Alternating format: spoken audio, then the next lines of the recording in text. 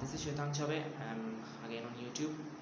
आज का मेरा जो टॉपिक है, शुरुआत करूँगा मैं पहले तो कुछ छोटी मोटी ऐसी खबरों से जिससे कि आप ऐसे रूबरू होंगे, मैं श्योर हूँ, क्योंकि अगर आप घर पर हैं तो जाहिर सी बात है कि आप न्यूज़ चैनल्स तो ज़रूर देख रहे होंगे और उस पर आपको खबरें पता चली गई होंगी कि भारत में कोरोना वायरस से जिन लोगों की जान गई है, दुख की बात है कि वो अब 1,500 के करीब पहुँच रही है। और जिन लोगों की ग्रसित होने की खबरें आ रही हैं, जो लोग उससे संक्रमित हो चुके हैं, उनकी जो तादाद है वो 45,000 के करीब पहुंच गई है। तो एक बहुत बड़ी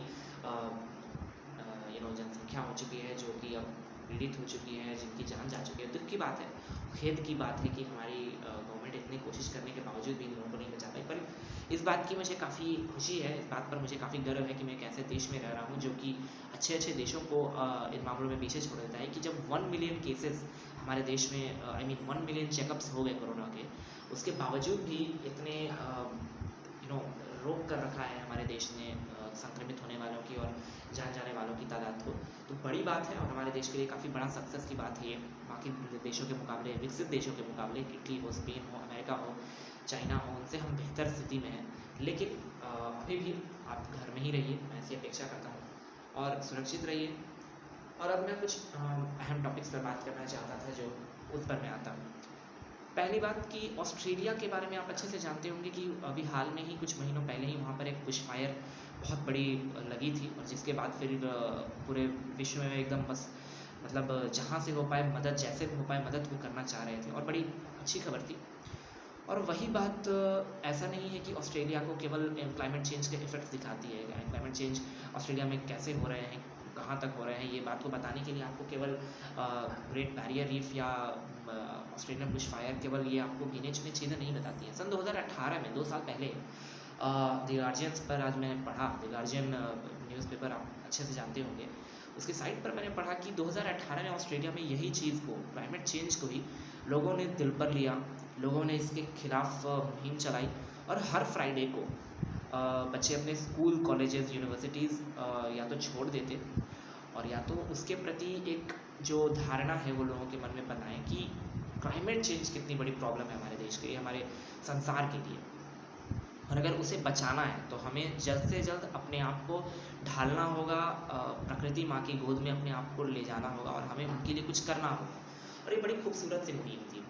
सोचा मैंने कि शायद भारत में भी इस चीज़ पर कुछ बातें हों। भारत में भी कई इलाके हैं जहाँ पर इसके लिए मुहिम चली। ग्रीन पीस ऑर्गेनाइजेशन के बारे में आप जानते ही होंगे, यूनाइटेड नेशंस एनवायरमेंटल प्रोग्राम, इस ऑर्गेनाइजेशन के बारे में आप जानते ही होंगे, नाम तो सुने ही होंगे इनका। और ये क्लाइमेट चेंज के इफ़ेक्ट्स को कम करने के लिए अपनी छोटी मोटी पहल हमेशा लगाई रहती हैं, और हर देश को उसमें एकजुट होने के लिए कहती है।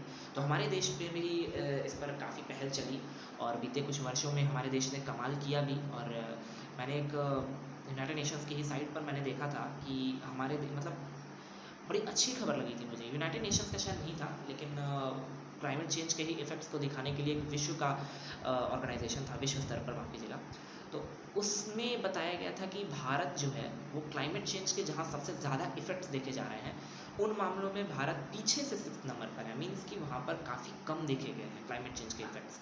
स्वीडन नंबर 1 पर था, और दूसरी ओर अमेरिका और चाइनीज़ ताइपेई, ये सब जो देश थे, उनकी हालत बहुत ज़्यादा गंभीर थी। वो सबसे निचले स्तर पर थे, सबसे ख़राब स्तर पर थे, यानी क्लाइमेट चेंज का इफेक्ट उन पर सबसे ज़्यादा देखने को मिल रहा है।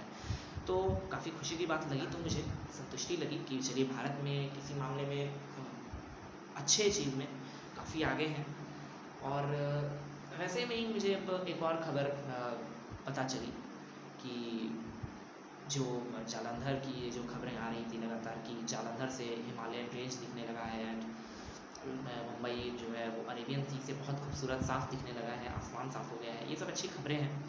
और ये खबरें क्यों सामने आ रही हैं? बिकॉज़ इंसान अपने घर में रह रहे हैं, गाड़ी जो है वो नहीं चल रही है, ट्रेन्स नहीं चल रही हैं, पेट्रोल डीजल की जितने भी वाहनें हैं वो नहीं चल रही हैं। इस वजह से अब पॉल्यूशन भी कम हो रहा है, एंड लोग बाहर निकलेंगे ही नहीं, तो फिर आप समझ ही सकते हो कि डिफॉरेस्टेशन की तो बात आती ही नहीं है। तो कई सारी चीज़ें अच्छी हो रही हैं।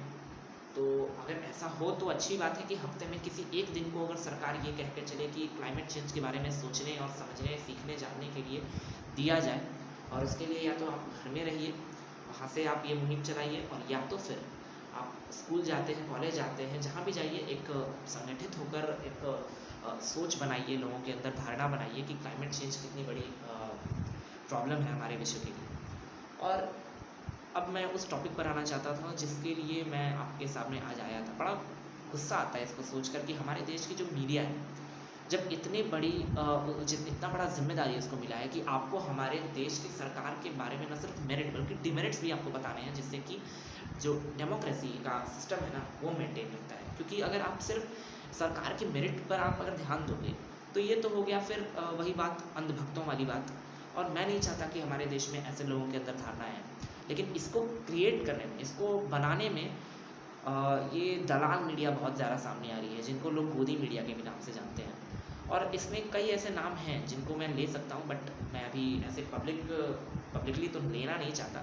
लेकिन आप मुझे उम्मीद है कि आप समझ रहे होंगे कि मैं किन्हें कह रहा हूँ। कि ऐसे लोग भी होते हैं जो दिल्ली में बीजेपी हार जाती है तो वहाँ के लोगों को गाली देने लगती है, वहाँ के लोगों को बुरा कहने लगती है, गाली नहीं लेकिन बुरा कहने लगती है। और कई सारे ऐसे न्यूज़ चैनल्स होते हैं जहाँ पर बताया जाता है कि मुसलमान हमारे देश के लिए दिक्कत है, विश्व के लिए कोई बड़ी दिक्कत है।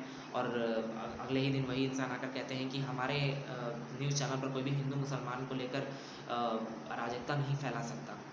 तो बड़ी अटपटी मीडिया है ये, और मैं कहूँगा कि आप ऐसी मीडिया से बचकर रहिए, सच पर जाइए, सच के बेसिस पर आप डिसाइड कीजिए कि गवर्नमेंट क्या कर रही है क्या नहीं कर रही है। अच्छाई बुराई दोनों को साथ लाइए, उसके बाद आपको पता चलेगा कि ये गवर्नमेंट कैसी है। मैं नहीं कहता कि ये गवर्नमेंट अच्छी है खराब है, और मैं ये डिसीजन लेने वाला होता भी कौन हूँ।